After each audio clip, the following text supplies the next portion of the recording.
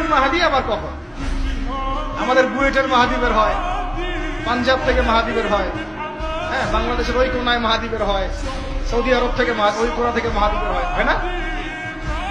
খুব ভালো করে মনে রাখবেন, যতক্ষণ এই বিশ্বে একটা মালহামা না হচ্ছে মাহাদি আসছেন না।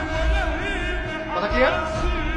এই বিশ্বে যতক্ষণ একটা মালহামা না হচ্ছে মাহাদি আসছেন না। তিনি আসবেন ফাতিমা রাদিয়াল্লাহু আনহার বংশ থেকে।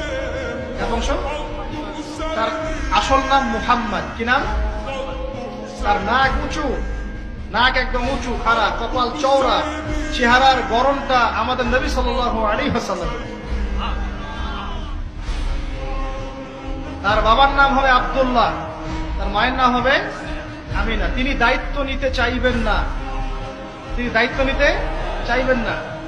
তিনি দায়িত্ব না নেওয়ার জন্য মদিনা থেকে পালিয়ে মক্কায় চলে আসবেন।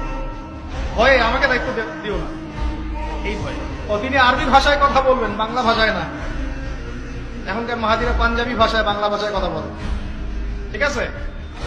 এবং এই কাবা ঘর যেটা আমরা তাওয়াফ করি, এখানে যে হাজারে আসওয়াদ আছে না, আর এই যে হাজারে আসওয়াদ আর মাকাম ইব্রাহিম, এই দুটো জায়গার মাঝামাঝি মানুষ তাকে চিনে ফেলবে। এই তো মাহদি। তার হাতে মানুষ বায়াত নিবে 313 জন। কতজন?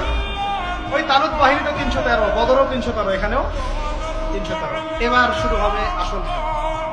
এবার প্রথমে ওই আরবেরই একটা গোত্র, বনু কালব। কোন গোত্র? এই বনু কালব ইমাম মাহাদির বিরুদ্ধে যুদ্ধ করবে। মাহদি এই যুদ্ধে জয়লাভ করবেন।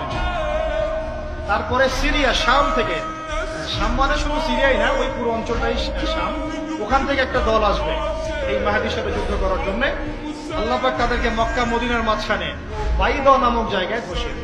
কোন জায়গা?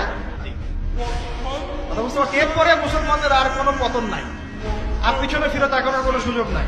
মুসলমানরা আর মাথা নিচু করবে না ইনশাল্লাহ কোনোদিনের জন্য। তারপর চলতে থাকবে খালি ইসলামের বিজয় আর বিজয় আর বিজয় আর। আল্লাহু আকবার। এভাবে চলবে। তবে মাহাদি কখন আসবেন? আগে মালহামা, তারপর মাহাদি। মালহামা কি তাহলে? এটা হচ্ছে একটা বিশাল যুদ্ধ। এটা কি? কেমন যুদ্ধ? নবীজি বলেছেন, এই রোমকরা, ইউরোপিয়ানরা তোমাদের সাথে অচিরেই চুক্তি ভঙ্গ করবে এবং 80টা পতাকা নিয়ে তোমাদের বিরুদ্ধে ওরা যুদ্ধ করবে। এই মালহামাটা হবে ইরাকের ফোরাত নদীর নিচেই হোক আর পাশেই হোক, আল্লাহ ভালো জানেন, ওখানে